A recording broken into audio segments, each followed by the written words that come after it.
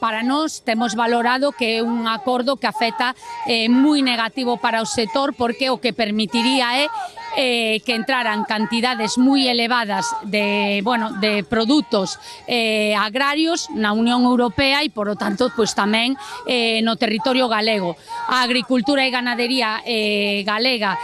non son agriculturas que estén orientadas cara a exportación, entón, por esa banda, non sería en ningún momento un acordo que lle beneficiaria si por estar pensado nas exportacións, pero sí que lle perxudicaría por a entrada. Por exemplo, por darche unhas cifras, pois se prevé a entrada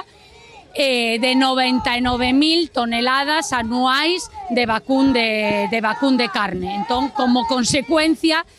directa coa entrada de todos esos canais de ganado vacún, bovino, pois o que farían sería que inmediatamente os prezos que percibimos nós como produtores e produtoras que baixaran.